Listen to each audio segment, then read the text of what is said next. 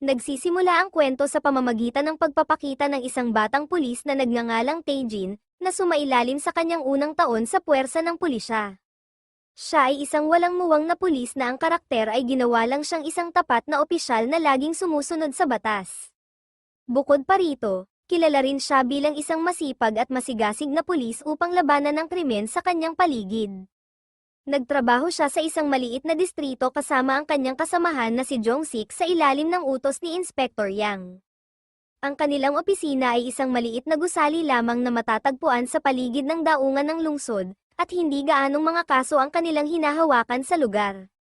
Si Jong-sik ay isang tamad na pulis na gumugol ng mas maraming oras sa pagtulog sa opisina kaysa sa pagpapatrolya. Samantalang si Inspector Yang ay isang punong opisyal na palaging mahigpit at mahigpit ang pagkilos laban sa kanyang mga pasaway na nasasakupan. Gayunpaman, medyo maganda pa rin ang relasyon ni Taejin sa dalawang pulis na iyon dahil madalas silang sumama sa inuman kapag natapos nila ang kanilang mga tungkulin. Ang mapapangasawa ni Taejin ay isang maganda at palakaibigang babae na nagngangalang Hyunji.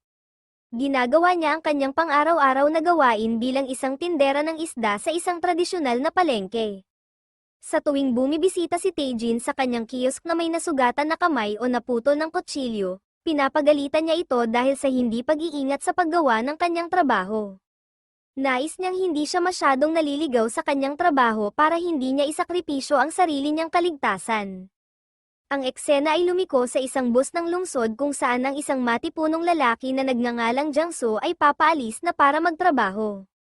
Kahit na siya ay mukhang malakas at lalaki sa kanyang hitsura, siya ay may posibilidad na maging walang pakialam sa mga nakapaligid sa kanya. Kahit noong araw na iyon, nang ang isang matandang babae ay binubuli ng isang lalaking bandido, mas pinili niyang balewalain ang pangyayari at walang gawin. Ayaw niyang masangkot sa gulo at namuhay ng ganoon nitong mga nakaraang taon. Si Jang-soo ay isang karate master sa isang hermitage na nakatuon sa mga bata.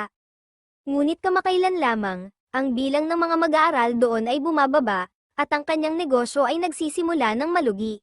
Kinailangan niyang pamahalaan ang ermita kasama ang kanyang bagitong katulong na si Bongo. Gayunpaman, sinikap pa rin ni Jang-soo na panatilihin ito upang matugunan ang mga pangangailangan sa buhay ng kanyang nag-iisang anak na babae, si Do-kyung. Siya ay isang 7 taong gulang na batang babae na may sakit sa puso na nangangailangan kaagad ng isang donor ng puso. Araw-araw, sinisikap ni Jang-soo, isang solong magulang, na maging masaya sa piling ng kanyang anak na babae at tinitiyak na nakakakuha ito ng sapat na pagmamahal. Siya ay naging ama at ina ni Do-kyung mula nang mamatay ang kanyang ina sa isang aksidente sa sasakyan ilang taon na ang nakararaan. Nitong mga nakaraang araw, patuloy na tinatawagan ni Jang-soo ang doktor na gumamot kay Do-kyung para tanungin kung may available na heart donor para kay Do-kyung.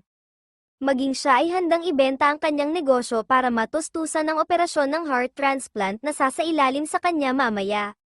Bumalik ang eksena kay Taejin, na nagpatrolya sa mga pantalan sa gabi. Noong panahong iyon, nakakita si Taejin ng isang kaina-hinalang insidente kung saan dinala ng ilang lalaking nakasot ang maraming babae sa isang itim na van. Dahil sa pag-aalala sa kaligtasan ng mga kabataang iyon, nagpasya siyang sundan ng palihim ang itim na van upang malaman kung ano ang nangyayari. Ngunit pagkatapos mahanap ni Taejin ang itim na van, ito ay walang laman. Kasabay nito, nahuli siya ni Jang-soo, ang may-ari ng itim na van, na tahimik na nakatingin sa kotse at nagtanong. Matapos malaman na si Jang-soo ang may-ari ng van, tinanong ito ni Taejin. Ipinaliwanag ni Jang-soo na sinusundo ng van ang mga bata na nag-aaral sa kanyang karate hermitage. Ngunit hindi siya makapaniwala sa sinabi ni Jang-soo at muling nagtanong ng maraming tanong tungkol sa kanyang trabaho. Si Jang-soo, na masama ang loob, ay nagpasya na iwan siya at iuwi ang van. Kinabukasan, pumunta ulit si Taejin sa bahay ni Jang-soo para kumuha ng impormasyon tungkol sa kanya at sa itim na van. Hinala niya si Jang-soo ay isang kriminal na nakikipagkalakalan ng mga puta, kaya palihim niya itong pinagmamasdan. Ngunit pagkatapos ng ilang araw ng stakeout sa paligid ng bahay ni Jang-soo, sa wakas ay nahuli siya ni Jang-soo habang kumukuha ng mga larawan mula sa itim na van. Nagmamadali siyang umalis matapos siyang palayasin ni Jang-soo. Ngunit kinunan niya ng ilang larawan ang mukha ni Jang-soo. Kinabukasan, nang sinundan ni Taejin si Jang-soo, na naghahatid kay Do-kyung sa paaralan, natuklasan niyang hindi siya dumiretso sa paaralan ngunit sa halip ay nagpunta sa isang bakanteng bahay sa tabi ng paaralan. Gayunpaman, hindi pinansin ni Taejin ang insidente at bumalik sa kanyang patrol.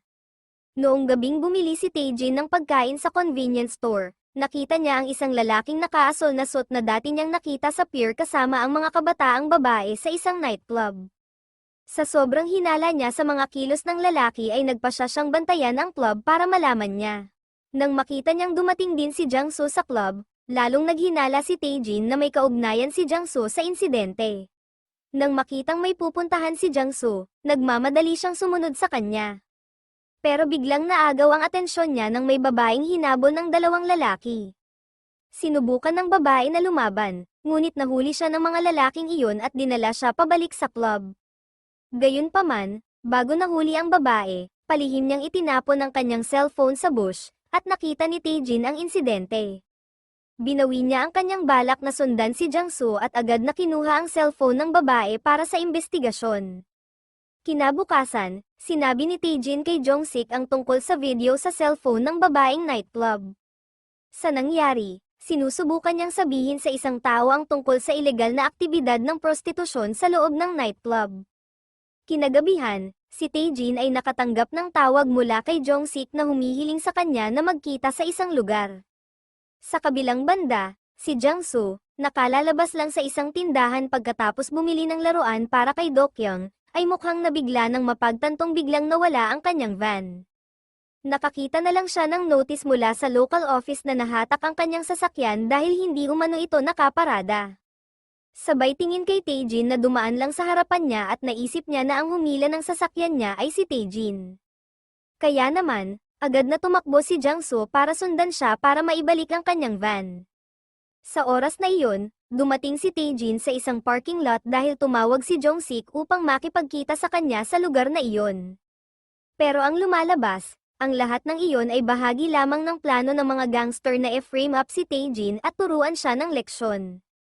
Matapos siyang sakalin at hampasin, hinalugwog ng mga gangster ang kanyang mga damit para makahanap ng memory card na naglalaman ng video tungkol sa mga ilegal na aktibidad ng prostitusyon. Maya-maya, dumating si Jang-soo sa basement at nagulat siya sa walang magawang kalagayan ni Taejin. Nang tutulungan na sana niya si Taejin, si Jang-soo ay biglang hinampas ng baseball bat ni Jong-sik at nawalan ng malay.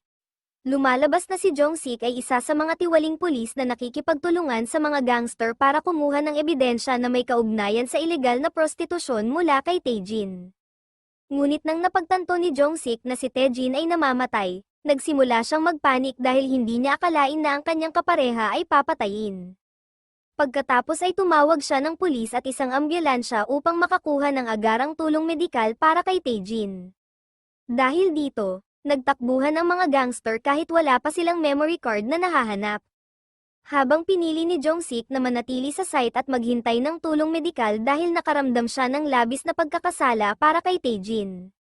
Nang dumating ang ambulansya, biglang nagising si Taejin na nasa maayos na kalagayan ng walang anumang pinsala. Sa pagkakataong iyon, hindi pa rin niya namalaya na isa lang pala siyang espiritu habang isinusugod sa ospital ang katawan ni Jang-soo at ang katawan nito. Pagdating sa ospital, tila nataranta si Hyunji nang malaman niyang si Taejin ay malubhang nasugatan. Lalo siyang nag-hysterical nang sabihin sa kanya ng doktor na si Taejin ay nakoma at hindi pa rin matatag. Maya-maya, dumating ang espiritu ni Taejin sa ospital, at nalilito pa rin siya nang makitang umiiyak ng hysterical ang kanyang fiancé. Ngunit nang makita niya ang kanyang katawan na nakahandusay sa silid ng ER, napagtanto niyang isa lamang siyang espiritu. Nagkamalay si Jang-soo ng sumunod na araw kahit na hindi pa rin ganap na naaaninag ang sugat sa ulo.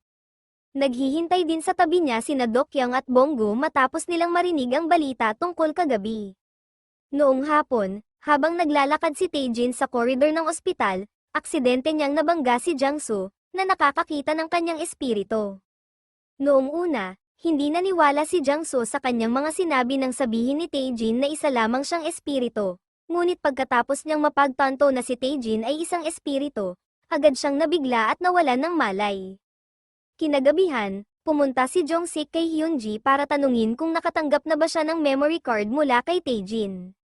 Ngunit sinabi niya na hindi kailanman nagsalita si Taejin tungkol sa mga memory card o recording. Di nagtagal, nakita ng espiritu ni Taejin na si Jong-sik ay nakatanggap ng tawag mula sa boss ng gangster upang makipagkita sa isang lugar, kaya nagpasya siyang sundan siya. Hindi naghinala si Taejin na ang tunay na amo ng nightclub gangster ay ang kanyang sariling pinuno, si Inspector Yang. Nakaramdam din siya ng galit matapos malaman na ang hepe ng pulis na dati niyang pinagkakatiwalaan, ay isa palang tiwali at malupit na pulis. Noong gabing iyon, inutusan ni Inspector Yang ang kanyang mga tauhan na patayin ang mga nakasaksi mula sa gulo sa basement noong isang araw. Sinugod ni Taejin si Jang-soo para balaan siya tungkol sa pag-atake na gagawin ng mga gangster. Sa kasamaang palad, hindi pinaniwalaan ni Jang-soo ang mga salita ni Taejin at ipinagpalagay na ang lahat ng iyon ay guni-guni niya. Ngunit hindi nagtagal, dumating sa ospital ang mga gangster ng nightclub at inatake si Jang-soo, na sumasailalim sa physiotherapy sa isang silid. Dahil hindi pa rin siya ganap na nakaka-recover sa suntok na natamo niya noong isang araw, tila nahihirapan siyang harapin ang mga pag-atake. Sa kabutihang palad, nagawang tulungan siya ng espiritu ni Taejin para makatakas siya sa mga gangster.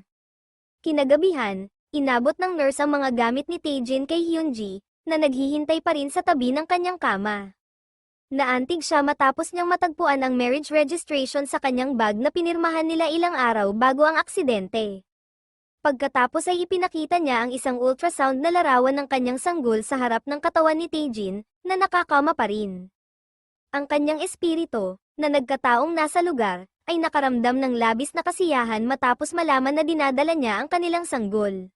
Pagkatapos, tiningnan niya ang larawan sa kanyang wallet at inalala ang mga pagkakataong una silang nagkita.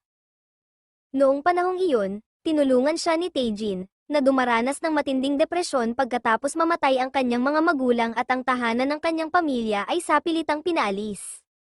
Malaki ang pasasalamat niya sa pakikipagkita sa kanya, at ngumiti siya habang tinitingnan ang larawan. Ngunit maya-maya lang, may nahulog na memory card mula sa likod ng larawan, at napagtanto niyang ito ang hinahanap ni Jong-sik. Kaya naman, agad na kinontak ni Hyunji si Jong-sik para iabot ito sa kanya. Habang ang espiritu ni Taejin ay nakasunod lamang kay Hyunji sa gulat dahil alam niyang miyembro ng gangster si Jong-sik, samantala, narinig ni Jang-soo mula kay Bonggo na nawala si Dokyeong sa paaralan at hindi pa bumabalik. Nagmadali siyang umalis sa ospital upang hanapin ang kanyang anak at aksidenteng nasagasaan niya ang espiritu ni Taejin sa harap ng elevator. Humingi si Taejin ng tulong kay Jang-soo para gawin ang isang bagay, ngunit si Jang-soo ay masyadong abala sa pag-iisip tungkol sa kanyang nawawalang anak na babae at tumakas lamang kay Taejin. Habang dumilim, biglang naalala ni Taejin ang pangyayari kung saan pumunta si Dokyeong sa isang bakanteng bodega sa tabi ng paaralan. Sinabi niya kay Jang-soo ang tungkol dito, at nagmadali silang pumunta sa lugar. At lumalabas na tama si Taejin. Pagdating nila, nakita ni Jang-soo na walang malay si Dokyeong. Labis na natakot si Jang-soo nang makita ang kanyang anak na walang malay, at sa sandaling iyon, nalaman ni Taejin ang tungkol sa sakit sa puso ni Dokyeong. Nang makalanghap si Jang-soo ng sariwang hangin sa bubong, lumapit si Taejin sa kanya at nagtanong tungkol dito. Ipinaliwanag ni Jang-soo na ang kanyang sakit sa puso ay isang hereditary disease na nakuha mula sa kanyang yumaong ina, ngunit ito ay ham-ina pagkatapos ng aksidente sa sasakyan na naranasan nila 4 na taon na ang nakakaraan. Pagkatapos ay ibinahagi ni Jang-soo na sinusubukan niyang tulungan ng isang mag-asawa na naaksidente sa gitna ng kalsada 4 na taon na ang nakalilipas. Gusto niyang tulungan silang bumaba ng sasakyan habang naghihintay ang kanyang asawa at anak na babae. Sa kasamaang palad, nang tulungan niya ang biktima, ang kotse ng asawa at anak ni Jang-soo ay nagkaroon ng mas malala na aksidente. Nakaligtas si Dokyeong sa pag-crash, ngunit namatay ang kanyang asawa di nagtagal. Mula sa insidenteng iyon, pinili ni Jang-soo na huwag makisali sa negosyo ng ibang tao at walang pakialam sa kanyang paligid. Pakiramdam niya ay pinatay ang kanyang asawa dahil masyado siyang nagmamalasakit sa iba at hindi niya mailigtas ang kanyang pamilya. Maya-maya, sinundan ni Taejin si Hyunji, na nagbigay kay Jong-sik ng memory card. Nakaramdam siya ng galit dahil pinagtaksilan siya ng kanyang kasamahan na pinagkatiwalaan niya. Si Taejin, nabigo, ay sinubukang talunin si Jong-sik, ngunit siya ay inatake sa puso na nagpalala sa kanyang kalagayan. Matapos mapatatag ng doktor ang kanyang sitwasyon, sinabi ng doktor kay Hyunji na kritikal ang kondisyon ni Taejin at maaari siyang mamatay anumang oras, kaya hiniling ng doktor na maghanda siya para sa pinakamasama. Si Hyunji ay naglakad pa uwi na may matinding damdamin, habang ang espiritu ni Taejin ay nakasunod lamang sa kanya. Maya-maya, may humantong sasakyan sa tabi niya, at may mga sumakay sa kanya. Sila ay isang gang mula sa isang nightclub na gustong kunin si Hyunji dahil akala nila ay napanood niya ang video ng ilegal na prostitusyon na kanilang pinapatakbo. Sa kabilang banda, nakatanggap lang ng balita si Jang-soo mula sa doktor na kinansela ng pamilya ng pasyente na magiging potensyal na donor para kay Do-kyung ang kanilang donor plan. Si Taejin, na nakarinig ng balita, ay nalungkot din, ngunit umaasa pa rin siya na matutulungan siya ni Jang-soo na iligtas ang kanyang kasintahan, na nasa panganib. Noong una, tumanggi si Jang-soo na tumulong dahil iniisip pa rin niya ang pagkabigo ng kanyang anak na makakuha ng heart donor. Ngunit hindi nagtagal, nagbago ang isip ni Jang-soo at nagpas siyang tulungan ng kasintahan ni Taejin. Sina Taejin, Jang-soo, at Bonggo ay sumugod sa isang pabrika kung saan banihag si Hyunji sa lugar ng pantalan. Pagkatapos ay binugbog ni na Jang-soo at Bonggo ang gangster sa lugar na iyon. Matapos matagumpay na talunin sila sa loob ng pabrika, kinailangan ni Jang-soo na harapin si Inspector Yang at ang kanyang mga tauhan. Di nagtagal, ilang sasakyan ng pulis ang dumating, at inaresto ng mga pulis si Jang-soo. Ito ay dahil ang mga pulis na iyon ay mga tauhan ni Inspector Yang na naging bahagi rin ng negosyo ng prostitusyon sa nightclub. Sa kabutihang palad, dumating ang ilang pulis mula sa punong tanggapan kasama si Jong-sik upang arestuhin ang lahat ng gang ni Inspector Yang. Sa lumalabas, nagpakita siya ng ebidensyang video ng ilegal na negosyo ng prostitusyon at katiwalian na isinagawa ni Inspector Yang. Naglakas loob siyang ibunyag ang lahat dahil nakonsensya siya sa ginawa niya kay Taejin. Inalis ng mga pulis si Jang-soo at nilayo na arestuhin si Inspector Yang. Gayunpaman, sinubukan ng inspector na lumaban at nagplanong tumakas. Sa kabutihang palad, napigilan ni Taejin ang planong pagtakas sa pamamagitan ng paggamit ng lahat ng kanyang kapangyarihan. Matapos mahuli ang buong gang ng mga nightclub gangster, pumasok sina Jang-soo at Bonggo sa silid kung saan banihag si Hyunji at iniligtas siya. Sa kanilang pagdating sa ospital, sinabi ni Taejin na hindi nagtagal ang kanyang oras at pagkatapos ay humingi ng tulong kay Jang-soo sa huling pagkakataon. Gusto niyang ipakita ang childhood house ni Hyunji, na palihim niyang pinaganda bilang regalo sa kasal para sa kanya. Noong gabing iyon, nang dinala ni Jang-soo si Hyunji sa bahay, sinabi niya sa kanya na nasa harapan niya ang espiritu ni Taejin. Pumikit siya, at himalang nakita niya ang kaluluwa ni Taejin pagkatapos niyang imulat muli ang kanyang mga mata. Ito ang pinakamasakit na gabi para kay Hyunji at Taejin dahil malapit na silang maghiwalay. Makalipas ang ilang araw, sumailalim si Do-kyung sa heart transplant surgery kasama ang isang heart donor mula kay Taejin. At nagkataon, ang doktor na mag-oopera bilang ang lalaking iniligtas minsan ni Jang-soo. Sinabi rin ng doktor na gagawin niya ang lahat para masigurado na naging maayos ang operasyon ng heart transplant ni Do-kyung. Simula noon, si Jang-soo ay muling naging isang taong nagmamalasakit sa iba at handang tumulong sa sinuman. Tinulungan niya ang isang matandang babae na hinaras ng mga tulisan sa bus, tinulungan ng isang matandang babae na magdala ng panggatong gamit ang isang kariton, tinulungan ng isang taong nahulog mula sa isang bisikleta, at inayos pa ang mga sulat na nahulog mula sa mga mailbox.